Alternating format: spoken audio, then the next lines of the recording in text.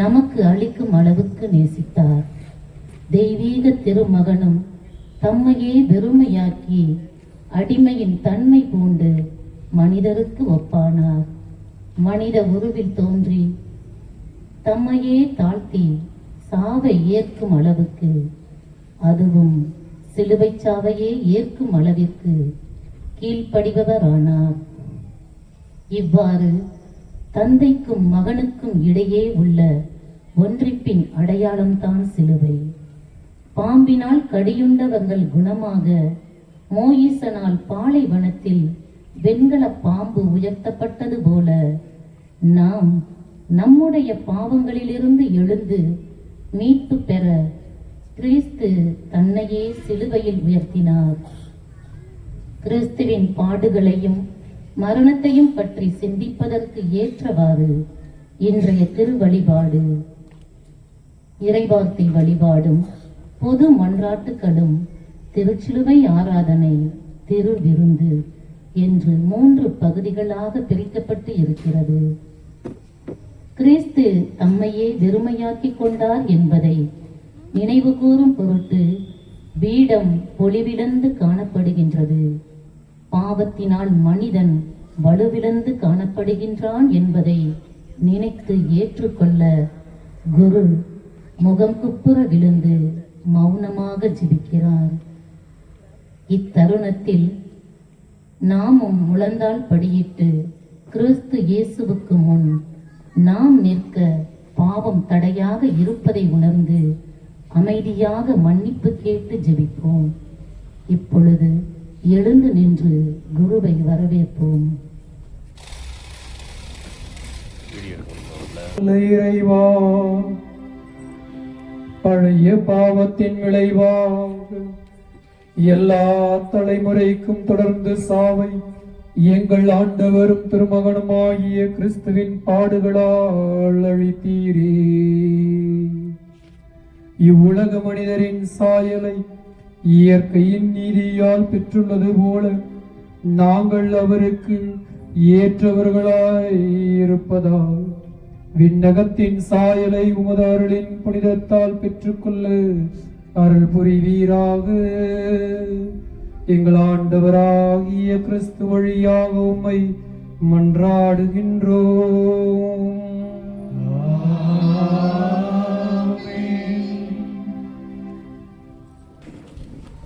நம் குற்றங்களுக்காக அரும்பாடுபட்டார். இயேசுவின் பாடுகள் உலகின் மக்கள் யாவருக்கும் மீட்பை அளிக்கின்றன. யாதொரு குற்றமும் செய்யாது துன்பத்திற்கு ஆளான இயேசுவை தந்தை மகிமைப்படுத்துகின்றார் என்று எசாயா இறைவாக்கினர் விவரித்து கூறியதை முதல் வாசகமாகவும், எபிரேயருக்கு எழுதப்பட்ட மடலில் இயேசு தம் தந்தையின் விருப்பத்திற்கு கீழ்ப்படுகின்றவர்களின் மீட்புக்கு காரணமானார் என்பதை 2வது வாசகமும், நற்செய்தி வாசகத்தில் இயேசுவின் பாடுகளின் இறுதி வரை பயணமான திருத்தூதர் யோவானின் சான்றுபடி நடந்த நிகழ்வுகளை விரிவாகவும் வாசிக்க கேட்க உள்ளோம். இறை சித்தத்திற்கு ஆட்கொள்ளப்பட்டவர்களாய் கேட்கும் வாசகங்களை உள்ளத்தில் இருத்தி ஆழமாய் பதிய செய்து தியான மனநிலையில் நாமும் இயேசுவின் பாடுகளில் பங்கேற்போம்.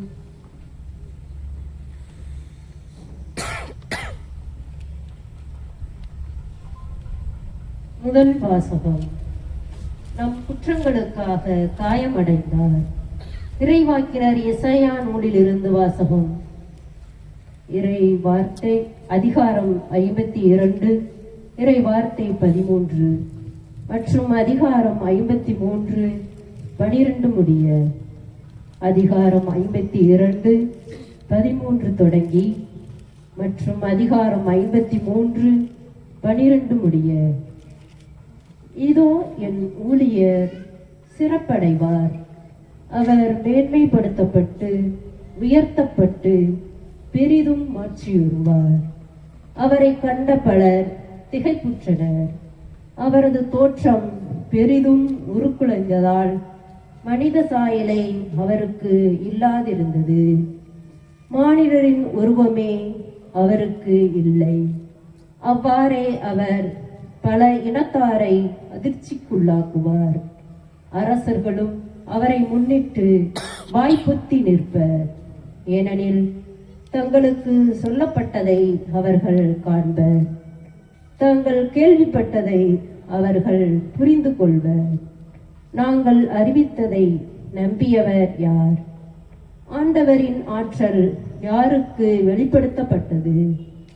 இளந்தளிர் போலும் வறண்ட நில வேர் போலும் ஆண்டவர் முன்னிலையில் அவர் வளர்ந்தார். நாம் பார்ப்பதற்கேற்ற அமைப்போ அவருக்கு இல்லை, நாம் விரும்பத்தக்க தோற்றமும் அவருக்கு இல்லை. அவர் இகழப்பட்டார், மனிதரால் புறக்கணிக்கப்பட்டார். வேதனையுற்ற மனிதராய் இருந்தார், நோயுற்று நடிந்தார். காண்போர் தன் முகத்தை மூடிக்கொள்ளும் நிலையில் அவர் இருந்தார். அவர் இழிவுபடுத்தப்பட்டார், அவரை நாம் மதிக்கவில்லை. மெய்யாகவே அவர் நம் பிணிகளை தாங்கிக் கொண்டார், நம் துன்பங்களை சுமந்து கொண்டார். நாமோ அவர் கடவுளால் வதைக்கப்பட்டு நொறுக்கப்பட்டவர் என்றும் சிறுமைப்படுத்தப்பட்டவர் என்றும் எண்ணினோம்.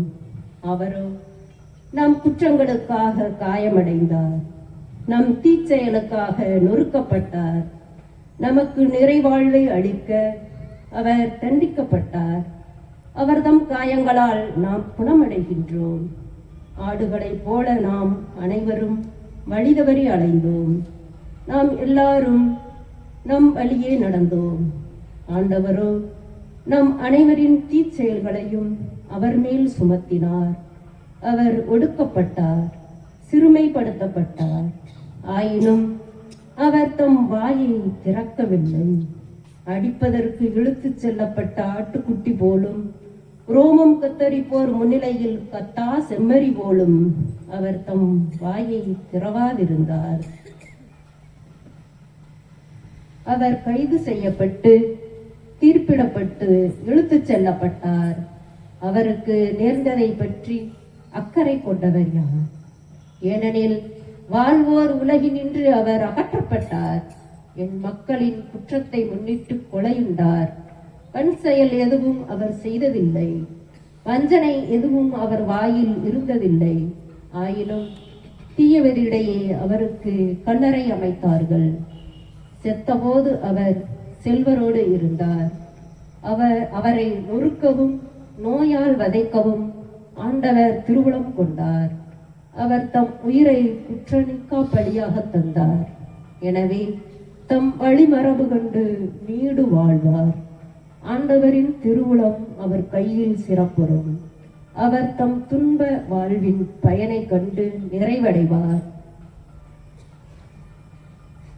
நேரியவராகிய என் ஊழியர் தம் அறிவால் பலரை நேர்மையாளராக்குவார்.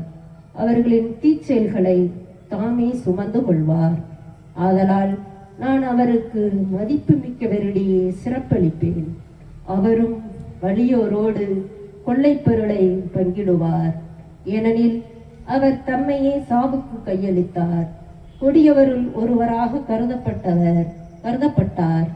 ஆயினும் பலரின் பாவத்தை சுமந்தார். கொடியோருக்காக பரிந்து பேசினார். ஆண்டவர் வழங்கும் அருள்வாக்கு.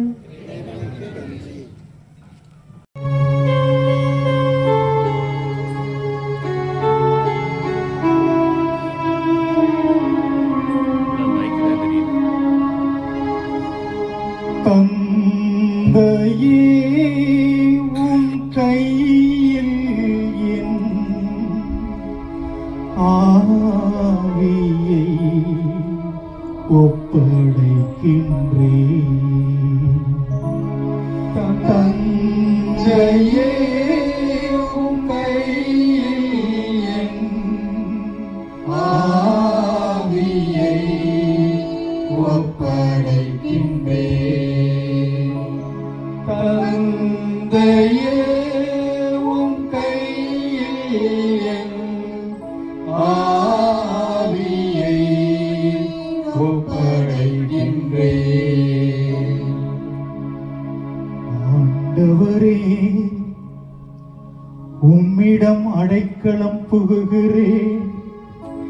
நான் ஒரு நாளும் ஏமாற்றமடைய விடாதேயும்.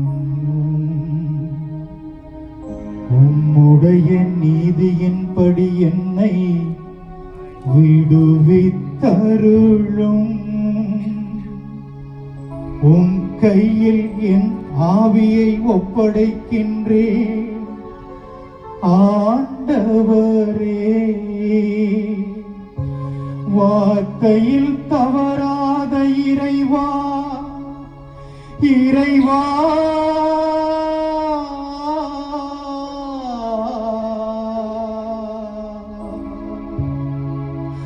வார்த்தையில் தவறாத இறைவா, நீர் என்னை மீட்டருள்வீர்.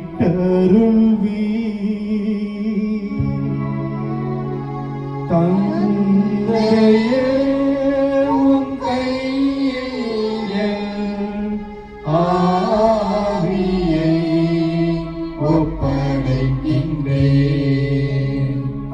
தந்தையே, உம் கையில் என் ஆவியை ஒப்படைக்கின்றேன். என் எதிரிகள் அனைவருடையவும் பழி சொல்லுக்கு நான் ஆளானேன். என் அயலாரின் நகைப்புக்கு இலக்கானே. எனக்கு அறிமுகமானவர்களின் அச்சத்திற்கு உரியவன் ஆனே. வெளியே என்னை காண்கின்றவர்கள் என்னை விட்டு ஓடுகின்றனர். இறந்து போனவன் போல் பிறர் கண்ணுக்கு மறைவானே. இறைவா,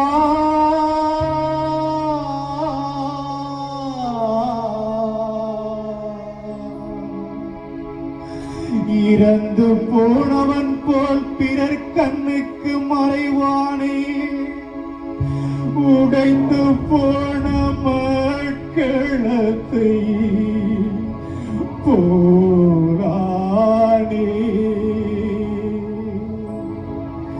தந்தையே, உம் கையில் என் ஆவியை ஒப்படைக்கின்றேன். தந்தையே, உம் கையில் ஆவியை ஒப்படைக்கின்றேன். எபிரேயருக்கு எழுதப்பட்ட திருமுகத்திலிருந்து வாசகம். அதிகாரம் 4, இறை திரு வசனங்கள் 14 16 முடிய மற்றும் அதிகாரம் 5 7 9 முடிய. வானங்களை கடந்து சென்ற இறை மகனாகிய இயேசுவை தாம் தனிப்பெரும் தலைமை குருவாக கொண்டுள்ளதால் நாம் அறிக்கையிடுவதை விடாது பற்றிக் கொள்வோமாக. ஏனெனில் நம் தலைமை குரு நம்முடைய வலுவின்மையை கண்டு இரக்கம் காட்ட இயலாதவர் அல்ல. மாறாக எல்லா வகையிலும் தம்மை போலவே சோதிக்கப்பட்டவர், எனினும் பாவம் செய்யாதவர். எனவே தாம் இரக்கத்தை பெறவும் ஏற்ற வேளையில் உதவக்கூடிய அருளை கண்டடையவும் அருள் நிறைந்த இறை அரியணையை துணிவுடன் அணுகிச் செல்வோமாக. அவர் இவ்வுலகில் வாழ்ந்த காலத்தில் தம்மை சாவிலிருந்து காப்பாற்ற வல்லவரை நோக்கி உரத்த குரல் எழுப்பி கண்ணீர் சிந்தி மன்றாடி வேண்டினார். அவர் கொண்டிருந்த இறைப்பற்று கலந்த அச்சத்தை முன்னிட்டு கடவுள் அவருக்கு செவி சாய்த்தார். அவர் இறைமகனாய் இருந்தும் துன்பங்கள் வழியே கீழ்ப்படிதலை கற்றுக்கொண்டார். அவர் நிறைவுள்ளவராகி தமக்கு கீழ்ப்படிவோர் அனைவரும் என்றென்றும் மீட்படைய காரணமானார். ஆண்டவரின் அருள்வாக்கு. சாவை ஏற்கும் அளவுக்கு, அதுவும் சிலுவை சாவையை ஏற்கும் அளவுக்கு கீழ்ப்படிபவரானார். ஆதலால் தான் கடவுள் அவரை எல்லாருக்கும் மேலாய் உயர்த்தி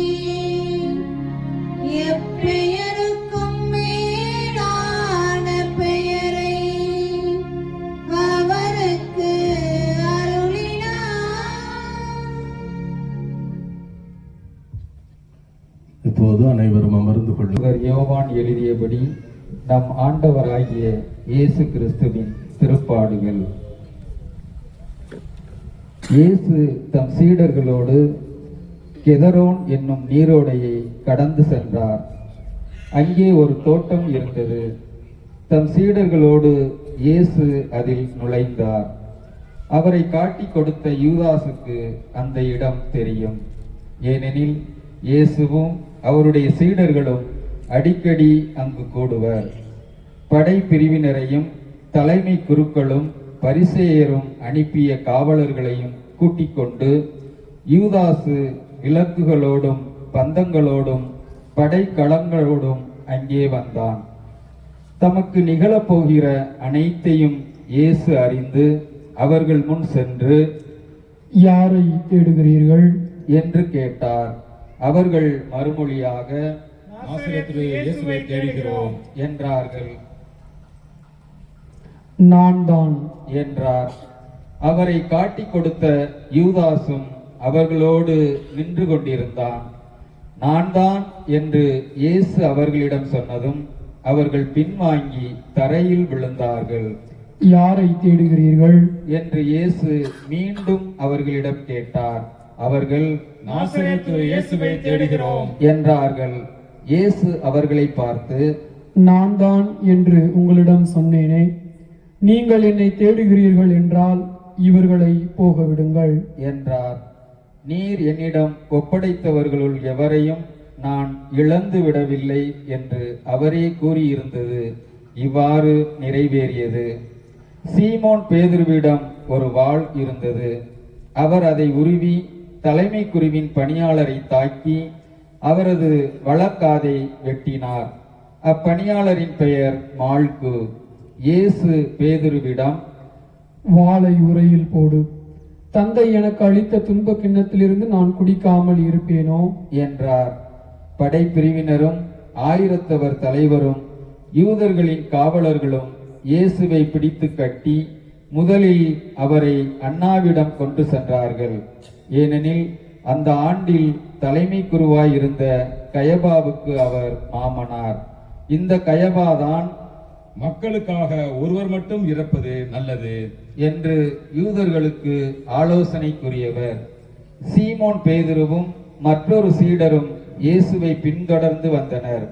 அந்த சீடர் தலைமை குருவுக்கு அறிமுகமானவர். ஆகவே இயேசுவுடன் தலைமை குருவின் மாளிகை முற்றத்தில் நுழைந்தார். பேதுரு வெளியில் வாயில் அருகே நின்று கொண்டிருந்தார். அப்போது தலைமை குருவுக்கு அறிமுகமாயிருந்த அந்த சீடர் வெளியே வந்து வாயில் காவலரிடம் சொல்லி பேதுருவை உள்ளே கூட்டிச் சென்றார். வாயில் காவல் செய்த அப்பணிப்பெண் பேதுருவிடம், நீயும் இம்மனிதனுடைய சீடருள் ஒருவன்தானே என்று கேட்டார். பேதுரு, இல்லை என்றார். அப்போது குளிராய் இருந்ததால் பணியாளர்களும் காவலர்களும் கரியினால் தீ மூட்டி அங்கே நின்று குளிர் காய்ந்து கொண்டிருந்தார்கள். பேதுருவும் சென்று அவர்களோடு நின்று குளிர் காய்ந்து கொண்டிருந்தார்.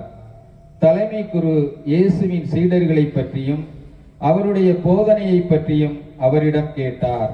இயேசு அவரை பார்த்து, நான் உலகறிய வெளிப்படையாய் பேசினேன். யூதர் அனைவரும் கூடி வரும் தொழுகை கூடங்களிலும் கோவிலிலும் தான் எப்பொழுதும் கற்பித்து வந்தேன். நான் மறைவாக எதையும் பேசியதில்லை. ஏன் என்னிடம் கேட்கிறீர்? நான் பேசியதை கேட்டு கொண்டிருந்தவரிடம் கேட்டு பாரும்.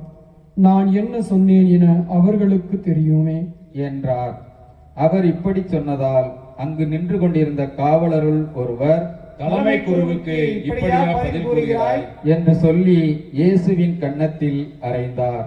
இயேசு அவரிடம், நான் தவறாக பேசியிருந்தால் தவறு என்னவென காட்டும். சரியாக பேசியிருந்தால் ஏன் என்னை அடிக்கிறீர் என்று கேட்டார். அதன்பின் அண்ணா அவரை கட்டப்பட்ட நிலையில் தலைமை குரு கயபாவிடம் அனுப்பினார். சீமோன் பேதுரு அங்கே நின்று குளிர் காய்ந்து கொண்டிருந்தார். அப்போது அங்கிருந்தவர்கள் அவரிடம், நீயும் அவருடைய சீடர்களில் ஒருவன் தானே என்று கேட்டனர். அவர், இல்லை என்று மறுதலித்தார். தலைமை குருவின் பணியாளருள் ஒருவர், நான் உன்னை தோட்டத்தில் அவரோடு பார்க்கவில்லையா என்று கேட்டார். பேதுருவால் காது வெட்டப்பட்டவருக்கு இவர் உறவினர். பேதுரு மீண்டும் மறுதலித்தார். உடனே சேவல் கூவிற்று. அதன்பின் அவர்கள் கயபாவிடமிருந்து ஆளுநர் மாளிகைக்கு இயேசுவை கொண்டு சென்றார்கள். அப்போது விடியற்காலம். பாஸ்கா உணவை உண்ணும் முன் தீட்டுப்படாமல் இருக்க ஆளுநர் மாளிகையில் அவர்கள் நுழையவில்லை. எனவே பிலாத்து வெளியே அவர்களிடம் வந்து, நீங்கள் இந்த ஆளுக்கு எதிராக கூறும் குற்றச்சாட்டு என்ன என்று கேட்டார். அதற்கு அவர்கள், இவன் குற்றம் செய்யாதிருந்தால் இவனை நாங்கள் உம்மிடம் ஒப்புவித்திருக்க மாட்டோம் என்றார்கள். பிலாத்து அவர்களிடம், நீங்கள் இவனை கொண்டு போய் உங்கள் சட்டப்படி இவனுக்கு தீர்ப்பு வழங்குங்கள் என்றார். யூதர்கள் அவரிடம், சட்டப்படி நாங்கள் யாருக்கும் மரண தண்டனை விதிக்க முடியாது என்றார்கள்.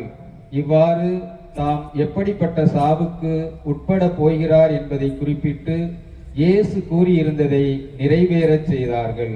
பிலாத்து மீண்டும் ஆளுநர் மாளிகைக்குள் சென்று இயேசுவை கூப்பிட்டு அவரிடம், நீ யூதரின் அரசனா என்று கேட்டான். இயேசு மறுமொழியாக, நீராக இதை கேட்கிறீரா அல்லது மற்றவர்கள் என்னை பற்றி உம்மிடம் சொன்னதை வைத்து கேட்கிறீரா என்று கேட்டார்.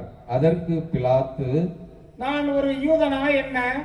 உன் இனத்தவரும் தலைமை குருக்களும் தானே உன்னை என்னிடம் ஒப்புவித்தார்கள். நீ என்ன செய்தாய் என்று கேட்டான். இயேசு மறுமொழியாக, எனது ஆட்சி இவ்வுலக ஆட்சி போன்றது அல்ல. அது இவ்வுலக ஆட்சி போன்றதாய் இருந்திருந்தால் நான் யூதரிடம் காட்டிக் கொடுக்கப்படாதவாறு என் காவலர்கள் போராடி இருப்பார்கள். ஆனால் என் ஆட்சி இவ்வுலக ஆட்சி போன்றது அல்ல என்றார். பிலாத்து அவரிடம், அப்படியானால் நீ அரசன் தானோ என்று கேட்டான். அதற்கு இயேசு, அரசன் என்று நீர் சொல்கிறேன். உண்மையை எடுத்துரைப்பதே என் பணி. இதற்காகவே நான் பிறந்தேன், இதற்காகவே உலகிற்கு வந்தேன். உண்மையை சார்ந்தவர்கள் அனைவரும் என் குரலுக்கு செவி சாய்க்கின்றனர் என்றார். பிலாத்து அவரிடம், உண்மையா? அது என்ன என்று கேட்டார். இப்படி கேட்டபின் பிலாத்து மீண்டும் யூதரிடம் சென்று, இவனிடம் நான் குற்றம் ஒன்றும் காணவில்லையே என்றான். மேலும், பாஸ்கா விழாவின் போது உங்கள் விருப்பப்படி ஒரு கைதியை விடுதலை செய்யும் வழக்கம் உண்டே. யூதரின் அரசனாகி இவனை நான் விடுதலை செய்யட்டுமா? உங்கள் விருப்பம் என்ன என்று கேட்டான். அதற்கு அவர்கள், இவன் வேண்டாம், பரபாவையே விடுதலை செய்யும் என்று மீண்டும் கத்தினார்கள். அந்த பரபா ஒரு கள்வன். பின்னர் பிலாத்து இயேசுவை சாட்டையால் அடிக்கச் செய்தான். வீரர்கள் ஒரு முள்முடி பின்னி அவர் தலையின் மேல் வைத்து செந்நிற மேலுடையை அவருக்கு அணிவித்தார்கள். அவரிடம் வந்து, யூதரின் அரசே வாழ்க என்று சொல்லி அவருடைய கன்னத்தில் அறைந்தார்கள். பிலாத்து மீண்டும் வெளியே வந்து அவர்களிடம், அவனை நான் உங்கள் முன் வெளியே கூட்டி வருகிறேன், பாருங்கள். அவனிடம் நான் குற்றம் ஒன்றும் காணவில்லை என்பதை அறிந்து கொள்ளுங்கள் என்றான். இயேசு முள்முடியும் செந்நிற மேலுடையும் அணிந்தவராய் வெளியே வந்தார். பிலாத்து அவர்களிடம், இதோ மனிதன் என்றான். அவரை கண்டதும் தலைமை குருக்களும் காவலர்களும், சிலுவையில் அறையும், சிலுவையில் அறையும் என்று கத்தினார்கள். பிலாத்து அவர்களிடம், நீங்களே இவனை கொண்டு போய் சிலுவையில் அறையுங்கள். இவனிடம் குற்றம் இருப்பதாக எனக்கு தெரியவில்லை என்றான். யூதர்கள் அவரை பார்த்து, எங்களுக்கு ஒரு சட்டம் உண்டு, அச்சட்டத்தின்படி இவன் சாக வேண்டும், ஏனெனில் இவன் தன்னையே இறைமகன் என உரிமை கொண்டாடுகிறான் என்றனர். பிலாத்து இதை கேட்டதும் இன்னும் மிகுதியாக அஞ்சினான். அவன் மீண்டும் ஆளுநர் மாளிகைக்கு சென்று இயேசுவிடம், நீ எங்கிருந்து வந்தவன் என்று கேட்டான். ஆனால் இயேசு அவனுக்கு பதில் கூறவில்லை. அப்போது பிலாத்து, என்னோடு பேச மாட்டாயா? உன்னை விடுதலை செய்யவும் எனக்கு அதிகாரம் உண்டு, உன்னை சிலுவையில் அறையவும் எனக்கு அதிகாரம் உண்டு என்பது உனக்கு தெரியாதா என்றான். இயேசு மறுமொழியாக, மேலிருந்து அருளப்படாவிடில் உமக்கு என்மேல் எந்த அதிகாரமும் இராது. ஆகவே என்னை உம்மிடம் ஒப்புவித்தவன்தான் பெரும் பாவம் செய்தவன் என்றார். அது முதல் பிலாத்து அவரை விடுவிக்க வழி தேடினான். ஆனால் யூதர்கள், நீர் இவனை விடுவித்தால் சீசருடைய நண்பராய் இருக்க முடியாது. தம்மையே அரசராக்கிக் கொள்ளும் எவரும் சீசருக்கு எதிரி என்றார்கள். இவ்வார்த்தைகளை கேட்டதும் பிலாத்து இயேசுவை வெளியே கூட்டி வந்தான். கழுதலம் என்னும் இடத்தில் இருந்த நடுவர் இருக்கை மீது அமர்ந்தான். அந்த இடத்திற்கு எபிரேய மொழியில் கபதா என்பது பெயர். அன்று பாஸ்கா விழாவுக்கு ஏற்பாடு செய்யும் நாள். ஏறக்குறைய நண்பகல் வேளை. பிலாத்து யூதர்களிடம், இதோ உங்கள் அரசன் என்றான். அவர்கள், ஒலிக ஒலிக, அவனை சிலுவையில் அறையும் என்று கத்தினார்கள். பிலாத்து அவர்களிடம், உங்கள் அரசனை நான் சிலுவையில் அறைய வேண்டும் என்கிறீர்களா என்று கேட்டான். அதற்கு தலைமை குருக்கள், எங்களுக்கு சீசரை தவிர வேறு அரசர் இல்லை என்றார்கள். அப்போது பிலாத்து அவரை சிலுவையில் அறையுமாறு அவர்களிடம் ஒப்புவித்தான். அவர்கள் இயேசுவை தம் பொறுப்பில் ஏற்றுக்கொண்டார்கள். இயேசு சிலுவையை தாமே சுமந்து கொண்டு மண்டை ஓட்டு இடம் என்னும் இடத்திற்கு சென்றார். அதற்கு எபிரேய மொழியில் கொல்கதா என்பது பெயர். அங்கே அவர்கள் இயேசுவையும் அவரோடு வேறு இருவரையும் சிலுவைகளில் அறைந்தார்கள். அவ்விருவரையும் இரு பக்கங்களிலும் இயேசுவை நடுவிலுமாக அறைந்தார்கள். பிலாத்து குற்ற அறிக்கை ஒன்று எழுதி அதை சிலுவையின் மீது வைத்தான்.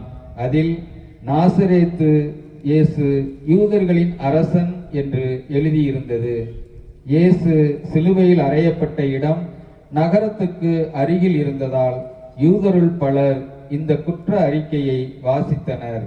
அது எபிரேயம், லத்தீன், கிரேக்கம் ஆகிய மொழிகளில் எழுதப்பட்டிருந்தது. யூதரின் தலைமை குருக்கள் பிலாத்திடம், யூதரின் அரசன் என்று எழுத வேண்டாம், மாறாக யூதரின் அரசன் நான் என்று அவனே சொல்லிக் கொண்டதாக எழுதும் என்று கேட்டுக்கொண்டார்கள். பிலாத்து அவர்களை பார்த்து, நான் எழுதியது என்றான். இயேசுவை சிலுவையில் அறைந்தபின் படை வீரர் அவருடைய மேலுடைகளை 4 பாகமாக பிரித்து ஆளுக்கு ஒரு பாகம் எடுத்துக்கொண்டார்கள். அங்கியையும் அவர்களே எடுத்துக்கொண்டனர். அந்த அங்கி மேலிருந்து கீழ் வரை தையலே இல்லாமல் நெய்யப்பட்டிருந்தது. எனவே அவர்கள் ஒருவரை ஒருவர் நோக்கி, அதை கிழிக்க வேண்டாம், அது யாருக்கு கிடைக்கும் என்று பார்க்க சீட்டு குலுக்கி போடுவோம் என்றார்கள். என் ஆடைகளை தங்களுக்குள் பகிர்ந்து என் உடை மீது சீட்டு போட்டார்கள் என்னும் மறைநூல் வாக்கு இவ்வாறு நிறைவேறியது.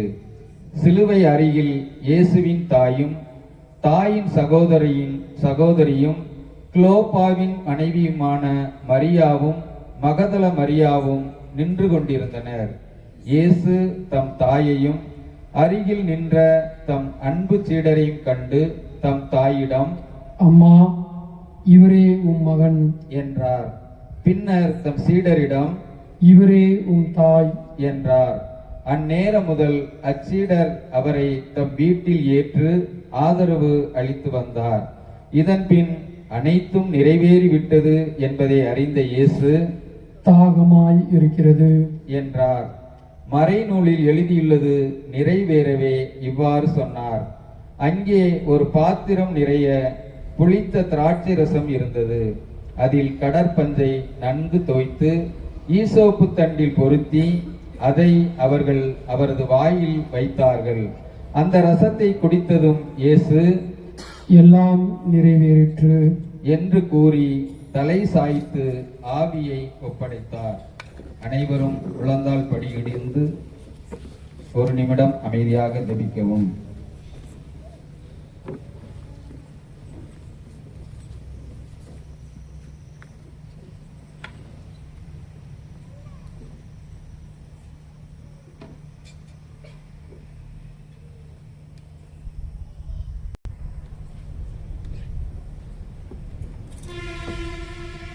அன்று பாஸ்கா விழாவுக்கு ஏற்பாடு செய்யும் நாள். அடுத்த நாள் ஓய்வு நாளாகவும் பெருநாளாகவும் இருந்தது. எனவே அன்று சிலுவையில் உடல்கள் தொங்கலாகா என்பதற்காக கால்களை முறித்து சடலங்களை எடுத்து விடுமாறு யூதர்கள் பிலாத்திடம் கேட்டுக்கொண்டார்கள். ஆகவே படைவீரர் வந்து இயேசுவோடு சிலுவையில் அறையப்பட்டிருந்தவருள் ஒருவனுடைய கால்களை முதலில் முறித்தார்கள். பின்னர் மற்றவனுடைய கால்களையும் முறித்தார்கள். பின்பு அவர்கள் இயேசுவிடம் வந்தார்கள். அவர் ஏற்கனவே இறந்து போயிருந்ததைக் கண்டு அவருடைய கால்களை முறிக்கவில்லை. ஆனால் படை வீரருள் ஒருவர் இயேசுவின் விலாவை ஈட்டியால் குத்தினார். உடனே இரத்தமும் தண்ணீரும் வடிந்தன. இதை நேரில் கண்டவரே இதற்கு சாட்சி. அவரது சான்று உண்மையானதே. அவர் உண்மையையே கூறுகிறார் என்பது அவருக்கு தெரியும். நீங்களும் நம்ப வேண்டும் என்பதற்காகவே அவர் இதை கூறுகிறார். எந்த எலும்பும் முறிபடாது என்னும் மறைநூல் வாக்கு இவ்வாறு நிறைவேறியது. மேலும் தாங்கள் ஊடுருவ குத்தியவரை உற்று நோக்குவார்கள் என்றும் மறைநூல் கூறுகிறது. அரிமத்தியா ஊரைச் சேர்ந்த யோசேப்பு என்பவர் இயேசுவின் சீடர்களுள் ஒருவர். யூதருக்கு அஞ்சியதால் தம்மை சீடர் என்று வெளிப்படையாக காட்டிக்கொள்ளாதவர். அவர் இயேசுவின் உடலை எடுத்துக்கொண்டு போக பிலாத்திடம் அனுமதி கேட்டார். பிலாத்தும் அனுமதி கொடுத்தான். யோசேப்பு வந்து இயேசுவின் சடலத்தை எடுத்துக்கொண்டு போனார். முன்பு ஒருமுறை இரவில் இயேசுவிடம் வந்த நிக்கதேம் என்பவரும் அங்கு வந்து சேர்ந்தார். அவர் வெள்ளை போளமும் சந்தனத்தூளும் கலந்து ஏறக்குறைய 30 கிலோகிராம் கொண்டு வந்தார். அவர்கள் இயேசுவின் உடலை எடுத்து யூத அடக்க முறைப்படி நறுமண பொருள்களுடன் துணிகளால் சுற்றி கட்டினார்கள். அவர் சிலுவையில் அறையப்பட்டிருந்த இடத்தில் ஒரு தோட்டம் இருந்தது. அங்கே புதிய கல்லறை ஒன்று இருந்தது. அதில் அதுவரை யாரும் அடக்கம் செய்யப்படவில்லை. அன்று பாஸ்கா விழாவுக்கு ஆயத்த நாளாய் இருந்ததாலும் அக்கல்லறை அருகில் இருந்ததாலும் அவர்கள் இயேசுவை அதில் அடக்கம் செய்தார்கள்.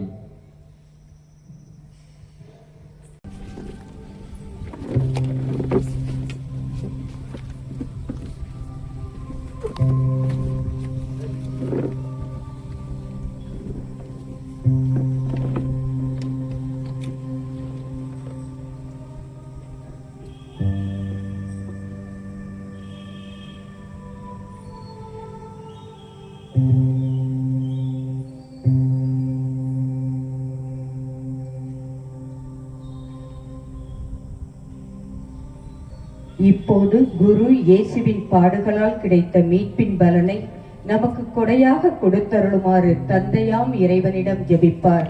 அனைவரும் எழுந்து நின்று ஜெபிப்போம்.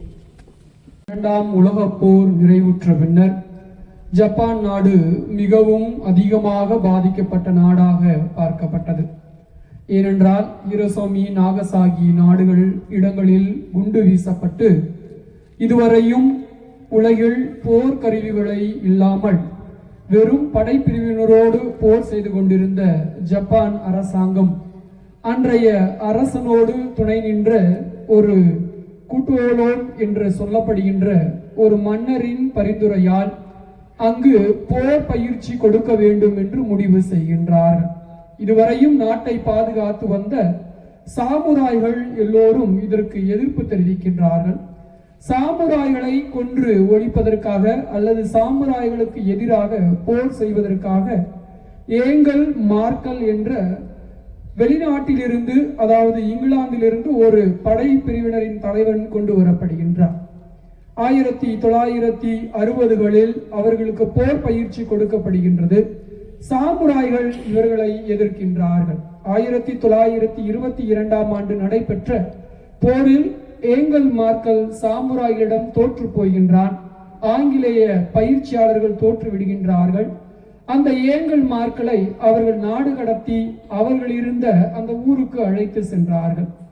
அப்படி அழைத்து சென்ற ஏங்கல் மார்க்கல் 6 மாதங்கள் பிறகு சாமுராய்களோடு சேர்ந்து தனது நாட்டின் படைப்பிரிவினரோடு இங்கிலாந்து நாட்டின் படைப்பிரிவினரோடு போர் செய்கின்றான்.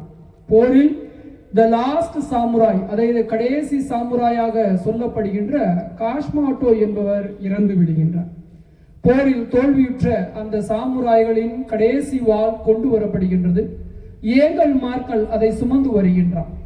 அப்பொழுது அந்த நாட்டின் அரசன் ஏங்கல் மார்க்கலை பார்த்து கேட்கின்றான், எப்படி அந்த லாஸ்ட் சாமுராய் அல்லது இறுதி சாமுராய் காஸ்மாட்டோ இறந்தார் என்று சொல்லு என்று சொன்ன பொழுது அரசனிடம் ஏங்கல் மார்க்கல் சொன்ன வார்த்தைகள், நான் காஸ்மாட்டோ எப்படி இறந்தார் என்பதை சொல்வதற்காக இங்கு வரவில்லை, மாறாக அந்த மனிதன் எப்படி வாழ்ந்தான், அந்த மனிதன் இந்த நாட்டை எப்படி பாதுகாத்தான், அந்த மனிதன் அரசிற்காக எப்படி போர் செய்தான் என்பதை பற்றி எடுத்துரைப்பதற்காக முன் நிற்கின்றேன் என்று சொன்னானாம்.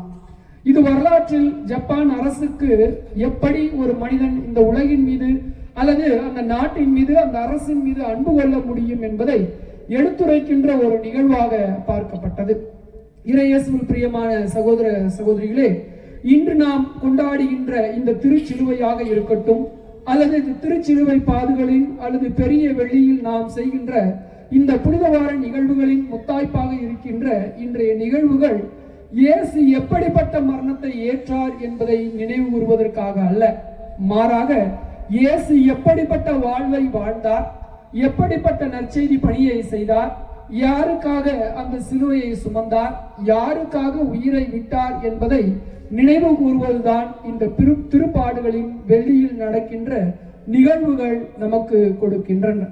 இன்றைய 3 இறைவார்த்தையின் அடிப்படையில் நாம் பார்க்கின்ற பொழுது இயேசு கிறிஸ்து இந்த உலகில் நம் பாவங்களுக்காக நம் மீது கொண்ட அன்பினால் தாம் பாவங்களை அற்ற அந்த அப்பழுக்கற்ற இயேசு கிறிஸ்து நம்மை மீட்பதற்காக சிலுவையை சுமர்ந்து பாடுகளை ஏற்று சிலுவை மரணத்தை ஏற்றார் என்பதை இன்றைய 3 வாசகங்களின் மையமாக கொண்டு சிந்திக்க தாயாம் திரு அவை அழைக்கின்றது.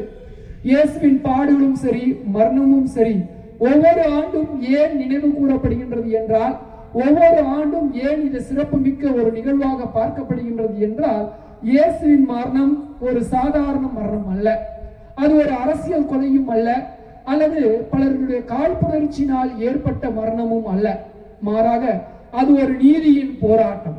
அது எப்படிப்பட்ட ஒரு நீதியின் போராட்டம் என்றால், அங்கு அநீதியாக கொல்லப்பட்ட மனிதர்களுக்காக இயேசு கிறிஸ்து தன் உயிரை கொடுக்கவில்லை. அங்கு அநீதியாக பார்க்கப்பட்ட யூதர்களுக்காக இயேசு கிறிஸ்து கொல்லப்பட்டவர் அல்ல, மாறாக நம் நீதிக்காக நாம் செய்கின்ற பாவத்தின் விளைவாக நம்மை மீட்டெடுப்பதற்காக இயேசு கிறிஸ்து கத்தாத செம்மறி போல தன் உயிரை கொடுக்கும் அளவிற்கு இந்த உலகின் மீது அன்பு கொண்டார் என்பதை அடையாளப்படுத்துவதுதான் இயேசு கிறிஸ்துவின் மரணம். அதைதான் இன்றைய முதல் வாசகத்திலே எசையா இறைவாக்கினர் எப்படிப்பட்ட இறைமகன் இயேசு கிறிஸ்து இந்த உலகிற்கு வர இருக்கின்றார், கத்தாத செம்மறி போல துன்புறும் ஊழியனாக தன்னையே கையளிக்க இருக்கின்ற அந்த இயேசுவின் பாடுகளையும் மரணத்தையும் பற்றி முன்னறிவிக்கின்றார். அது எத்தகைய ஒரு மரணம் என்பதை தான் இன்றைய நற்செய்தியிலே யோவானுக்கு எழுதிய நற்செய்தியில் நாம் வாசிக்க கேட்டோம். பல இடங்களில் பல நேரங்களில் எவ்வளவோ நிறைவாக பேசிய இயேசு கிறிஸ்து நிறைவாக பேசிய ஒரே வார்த்தை, இந்த உலகின் மீது அன்பை கொண்டிருந்ததனால் நான் உண்மைக்காக சான்று பகர்கின்றேன்.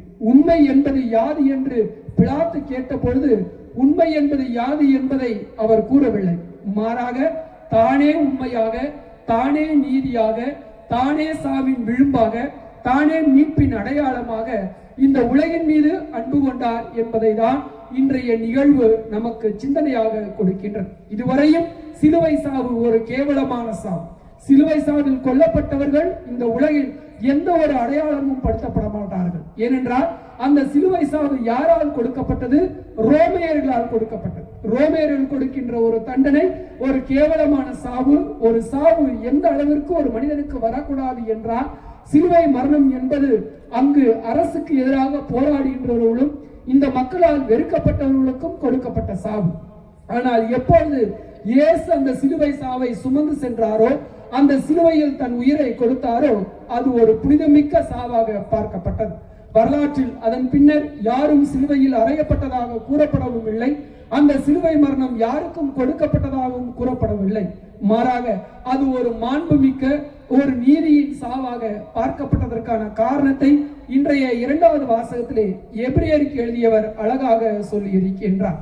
நீதிக்காக, நமது நம்பிக்கைக்காக, அன்பிற்காக இந்த உலகின் மீது தலை சிறந்த அன்பை கொண்டிருந்த இயேசு பவுலடியார் பிலிப்பியருக்கு எழுதிய 2ஆம் திருமுகத்திலே சொல்வது போல, பாவம் ஒன்றை தவிர மற்ற அனைத்திலும் நம்மை போன்ற வாழ்ந்த இயேசு கிறிஸ்து நம் பாவங்களுக்காக, நம்மை மீட்பதற்காக சிலுவை சாவை ஏற்கும் அளவிற்கு இந்த உலகின் மீது அன்பு கொண்ட மாபெரும் இயேசு கிறிஸ்துவின் மரணத்தை நாம் சிந்திக்கின்ற பொழுது, நம் வாழ்வில் இறைவன் இயேசு கிறிஸ்து எல்லா நாளும் நம்மோடு இருக்கின்றார்.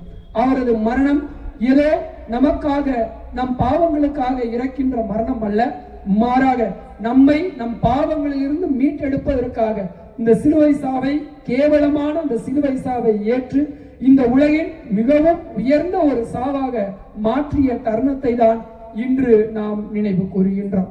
எப்படி சிலுவை பாதையிலே அந்த 14 ஸ்தலங்களிலும் நம்முள் உள்ள அந்த காழ்ப்புணர்ச்சி, பகைமை, நாம் பிறர் மீது கொள்கின்ற பகைமை, பொறாமை ஆகிய அந்த 13 கேவலமான அந்த எண்ணங்கள் அனைத்தும் ஒழியப்பட வேண்டும் என்று தியானித்தோமோ, அதை போல இயேசுவின் பாடுகளிலும், சிலுவையிலும், மரணத்திலும் நாம் சுயநலமற்றவர்களாக எப்பொழுதும் இறைவனின் இறை வாழ்விலும், இறை அன்பிலும், இறை நம்பிக்கையிலும் ஊன்றி வளரக்கூடிய நல்ல ஒரு இயேசுவின் சீடர்களாகவும் சீடத்திகளாகவும் வாழ அழைப்பு கொடுக்கின்ற தருணம் தான் இந்த புனித வெள்ளி கொடுக்கின்ற சிந்தனையாக இருக்கின்றது. எனவே இந்த நிகழ்வுகளின் வாயிலாக இன்று நாம் மேற்கொள்கின்ற பல தவ முயற்சிகளின் வழியாக இயேசுவின் பாடுகளும் மரணமும் நமக்கு ஒரு அர்த்தமுள்ள ஒரு வாழ்வை கொடுக்கின்றது. அந்த வாழ்வு நிறைவான இயேசுவின், எப்போதும் இயேசுவை பின்பற்றுகின்ற வாழ்வாக மாறிட அருள் வேண்டி இப்பலியில் நிறைவாக மன்றாடுவோம். ஆமென். உலக மக்களின் மீட்புக்காக சிலுவையில் மரித்தார் என விசுவசிக்கும் நாம் திரு அவை, உலகம் ஆகியவற்றில் உள்ள பலதரப்பட்ட மக்களுக்காக ஜெபிக்க உள்ளோம். மன்றாட்டின் கருத்தின் பொருள் கூறி மன்றாடுவோமாக என அழைக்கப்பட்ட பின்னர் அமைதியாக அந்த கருத்திற்காக ஜெபிப்போம். பின்னர் குரு நம் சார்பாக மன்றாட்டை ஏறெடுத்து ஜெபிப்பார். இறுதியில் எல்லோரும் ஆமென் என்று பதிலளிப்போம். மன்றாட கடமைப்பட்டவர்கள் நாம் என்பதை உணர்ந்து பக்தியோடு நித்திய குருவாகிய கிறிஸ்துவோடு இணைந்து தந்தையின் திருமுன் மன்றாட்டுக்களை சமர்ப்பிப்போம்.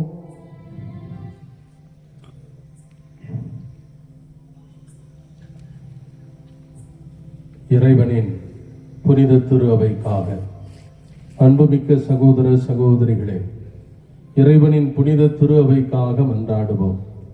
நம் இறைவனும் ஆண்டவரும் ஆனவர் உலகெங்கும் திரு அவைக்கு அமைதியும் ஒற்றுமையும் பாதுகாப்பும் அளித்து காக்க வேண்டும் எனவும், நாம் கலக்கமின்றி அமைதியான வாழ்வு நடத்தி எல்லாம் வல்ல இறை தந்தையை மாட்சிப்படுத்த நமக்கு அருள் புரிய வேண்டும் எனவும் மன்றாடுவோமாக.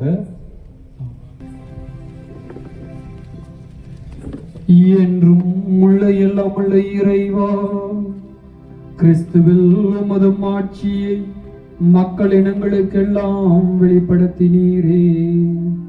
உம்முடைய இரக்கத்தின் செயல்களை நீர் பாதுகாப்பதால் உலகெங்கும் பரவி இருக்கும் திரு அவை உறுதியுடன் நம்பிக்கையுடனும் உமது பெயரை அறிக்கையிடுவதில் நிலைத்திருக்க செய்தீராக.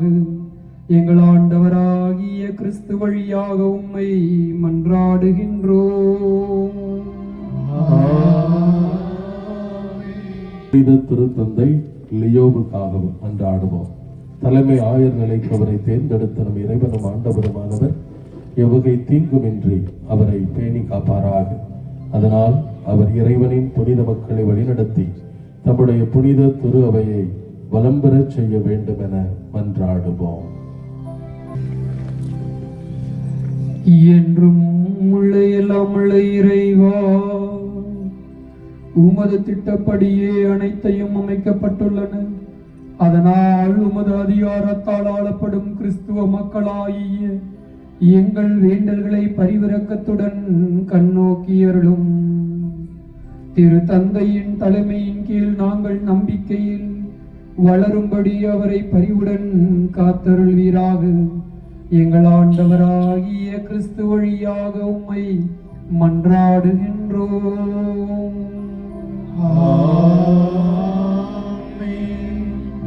நம் ஆயர் ஆனந்தம் அவர்களுக்காகவும் திருவையில் உள்ள எல்லா ஆயர்கள், அருள் பணியாளர்கள், திருத்தொண்டர்கள், நம்பிக்கையாளர் ஆகிய அனைவருக்காகவும் மன்றாடுவோமாக. எழுந்து நின்று என்றும் உள்ள எல்லாம் உள்ள இறைவா, உம்முடைய ஆவியாரால் திரு அவை முழுவதும் அர்ச்சிக்க பெற்று ஆளப்படுகின்றது. உம்முடைய திருநிலை பணியாளர்கள் அனைவருக்காகவும் நாங்கள் செய்யும் வேண்டல்களை கேட்டருளும். அதனால் எல்லா நிலையினரும் உமது அருள் கொடையால் உமக்கு உண்மையுடன் ஊழியம் புரிய செய்வீராக. எங்கள் ஆண்டவராகிய கிறிஸ்து வழியாக உம்மை மன்றாடுகின்றோம்.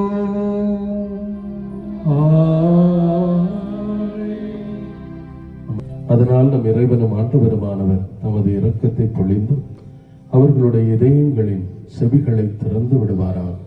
இவ்வாறு அவர்கள் புதுப்புறப்படிக்கும் திருமுழுக்கினார் தங்கள் பாவங்கள் எல்லாம் மன்னிப்படைந்து நம் ஆண்டவர் இயேசு கிறிஸ்துவோடு ஒன்றிணைய வேண்டும் என மன்றாடுவோமாக. என்றும் உள்ள எல்லாம் உள்ள இறைவா, புதிய மக்களை சேர்த்து திரு அவை என்றும் வளப்பெற செய்கின்றேன். கிறிஸ்துவ புதுமுக நிலையினரிடம் நம்பிக்கையும் அறிவும் வளர செய்தருளும். அதனால் அவர்கள் திருமுழுக்கு தண்ணீரால் புதுப்பிறப்பு அடைந்து தேர்ந்து கொள்ளப்பட்ட உம்முடைய மக்களின் திருக்கூட்டத்தில் சேர்த்து கொள்ளப்படுவார்களாக. எங்கள் ஆண்டவராகிய கிறிஸ்து வழியாக உம்மை மன்றாடுகின்றோம்.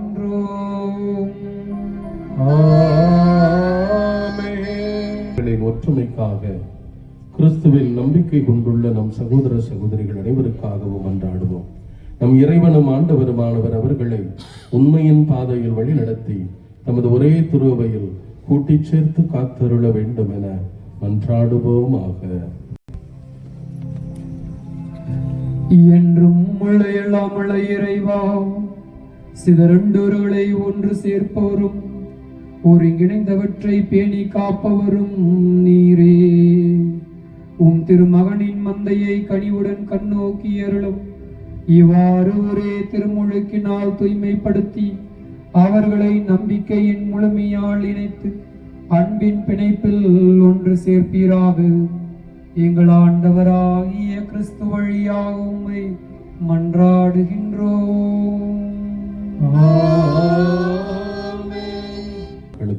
மன்றாடுவோம். ஒரு காலத்தில் அவர்களோடு பேசிய நம் இறைவனாகிய ஆண்டவர் தமது பெயரின் மீதுள்ள அன்பிலும் தமது உடன்படிக்கை மீதுமுள்ள நம்பிக்கையிலும் அவர்களை வளர்ச்சியடைய செய்தருள வேண்டும் என மன்றாடுவோமாக. எழுந்து நிற்போம். என்றும் உள்ள எல்லாம் உள்ள இறைவா, ஆபிரகாமுக்கு அவர் தம் வழிமுறையினருக்கும் நீரும் வாக்குறுதிகளை வழங்கியுள்ளீர். அதனால் முதலாக நீர் தேர்ந்து கொண்ட இம்மக்கள் உமது மீட்பின் நிறைவை பெற்றுக்கொள்ள உமது திரு அவையின் வேண்டல்களுக்கு கனிவாய் செவிசாய்ப்பீராக. எங்கள் ஆண்டவராகிய கிறிஸ்து வழியாக உம்மை மன்றாடுகின்றோம்.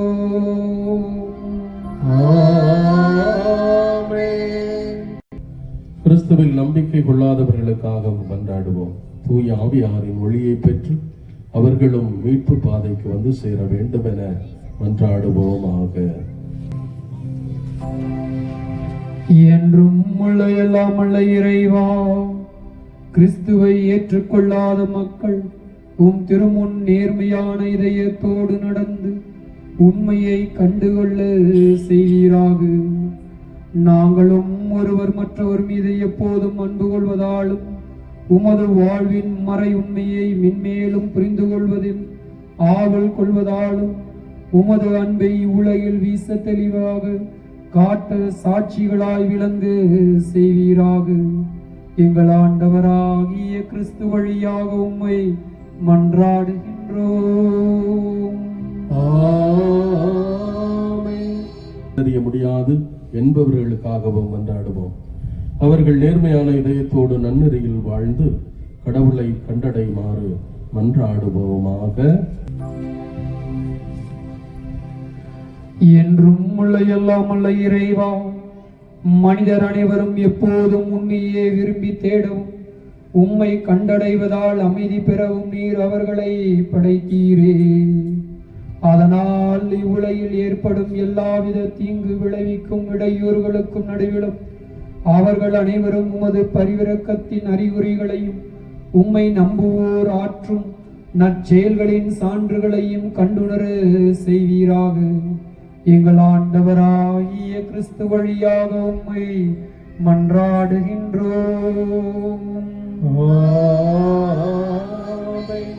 நம் இறைவனும் ஆண்டவருமானவர் தமது திருவுளப்படி உண்மையான அமைதியும் உரிமை வாழ்வும் அவர்கள் பெரும் பொருட்டு அவருடைய மனங்களையும் இதயங்களையும் வழிநடத்த வேண்டுமென மன்றாடுவோமாக. என்றும் உள்ள எல்லாம் அல்ல இறைவா, மனிதரின் இதயங்களும் அவர்களின் உரிமைகளும் உம் கையில் உள்ளன. உலகெங்கும் மக்களின் வளமான வாழ்வும் அமைதியின் உறுதிப்பாடும் சமய உரிமையும் உமது கொடையால் நிறைவேறுமாறு எங்களை ஆள்வோரை கனிவுடன் கண்ணோக்குவீராக. எங்கள் ஆண்டவராகிய கிறிஸ்து வழியாக உம்மை மன்றாடுகின்றோம்.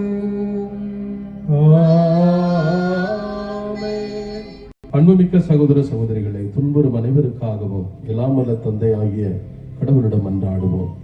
தவறுகள் அனைத்திலிருந்தும் உலகை தூய்மைப்படுத்தவும், பிணிகள் நீங்கி பஞ்சம் ஒழியவும், சிறைகள் திறக்கப்பட்டு தலைகள் தகர்க்கப்படவும், வழிப்போக்கர் பாதுகாப்பு பெறவும், பயணம் செய்வோர் நலமாக வீடு திரும்பவும், நோயுற்றோர் நலம் பெறவும், இறக்கின்றவர்கள் மீட்பு பெறவும் வேண்டுமென மன்றாடுவோமாக. என்றும் உள்ள எல்லாம் அல்ல இறைவா, துன்புறுவோருக்கு ஆறுதலும் வருந்துவோருக்கு திடனும் நீரே. எத்தகைய துன்ப வேளையிலும் உம்மை நோக்கி கூவி அழைப்போரின் வேண்டல்கள் உம் திருமுன் வருவனவாக. அதனால் தங்கள் தேவைகளில் நீர் இரக்கத்துடன் துணை புரிவதைக் கண்டு அவர்கள் எல்லோரும் மகிழ்வாராக. எங்கள் ஆண்டவராகிய கிறிஸ்து வழியாக உம்மை மன்றாடுகின்றோம்.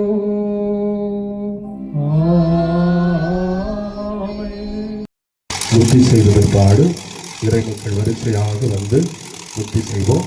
அப்போது நீங்கள் போடுகிற காணிக்கையானது புண்ணிய தலங்களின் பராமரிப்பிற்காக அனுப்பி வைக்கப்படுகிறது.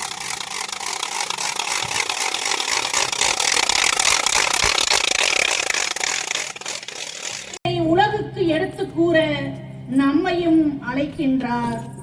இதை உணர்ந்து வாழ இறை வல்லமையையும் ஞானத்தையும் வேண்டி கிறிஸ்துவை ஆராதித்து வணங்கி முத்தி செய்து வாழ்த்துவோம். எடுத்து வரப்படுகின்ற சிலுவையை குரு பீடத்தில் நின்று பெற்று 3 முறை உயர்த்தி பிடித்து திருச்சிலுவை மரமிதோ என பாடுவார். நம்முடைய பதில் மொழியாக வருவீர் ஆராதிப்போம் என பதில் சொல்லி பாடுவோம்.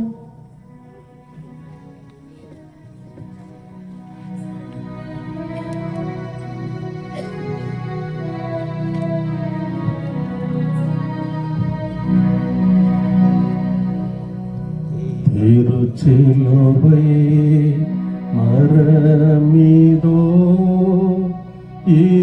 இதிலேதான் தொங்கியது உலகத்தின் மீட்பு.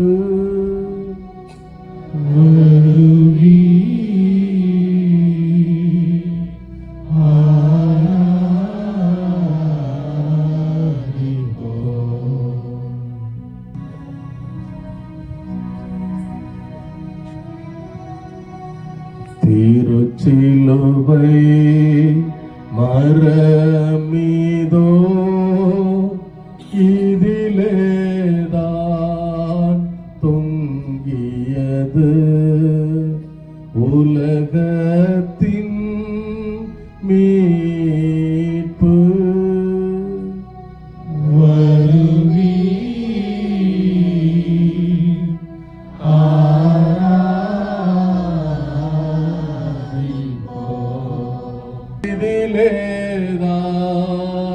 தொங்கியது உலகத்தின் மீட்பு.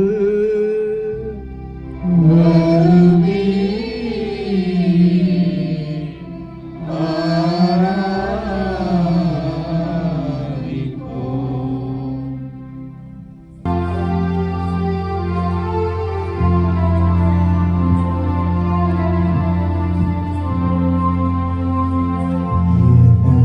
ஜனமே,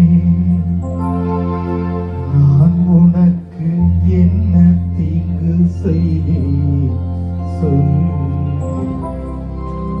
எதிலே உனக்கு துயர் தந்தேன், எனக்கு பதில் நீ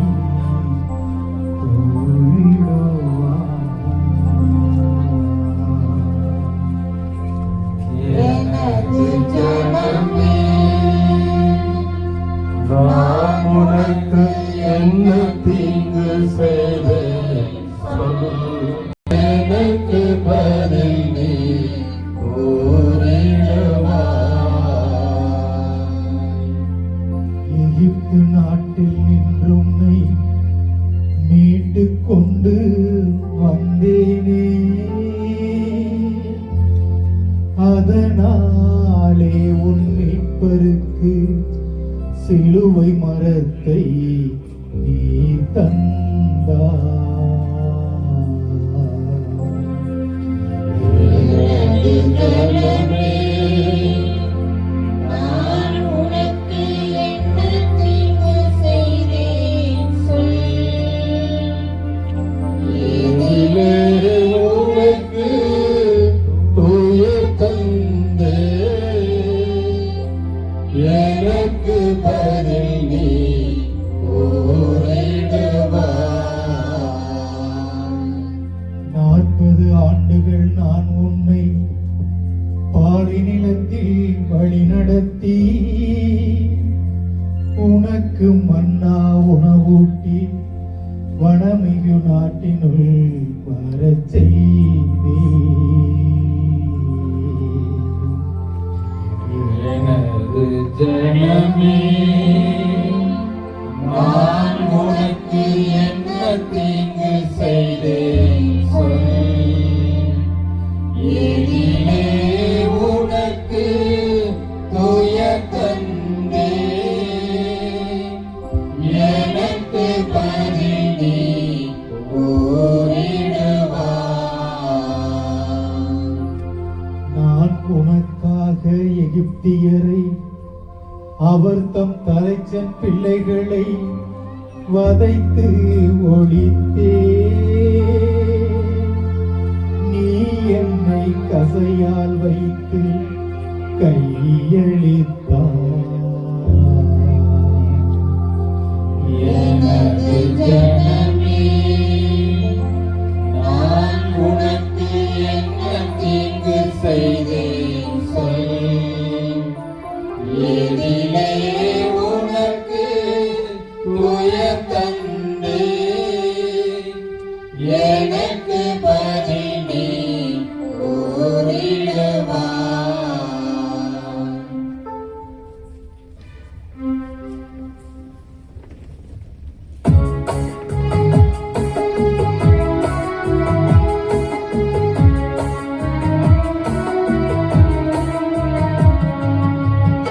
ஆடி கொண்ட உன் காயங்களை அன்புடன் பாலை நிலத்தில் வழிநடத்தி உனக்கு மன்னா உணவூட்டி வளமிகு நாட்டினுள் வரச் செய்தேன். எனது ஜனமே, நான் உனக்கு என்ன தீங்கு செய்தேன் சொல்.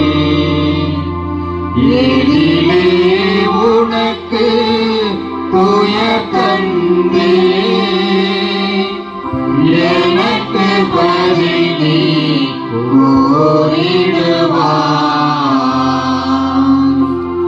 நான் உனக்காக எதிராக எகிப்தியரை அவர் தம் தலைச்சன் பிள்ளைகளை வதைத்து ஒழித்தே. நீ என்னை கசையால் வைத்து கையளித்தார்.